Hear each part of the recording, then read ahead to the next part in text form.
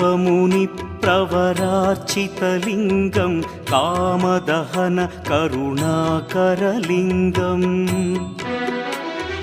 रावणदर्पविनाशकलिङ्गं तत्प्रणमामि सदा शिवलिङ्गम्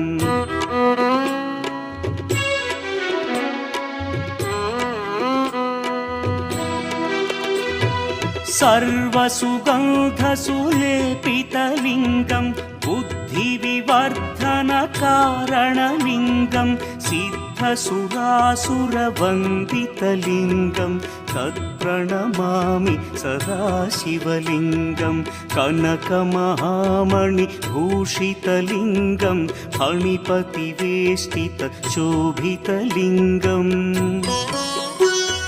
दक्षसुयज्ञविनाशन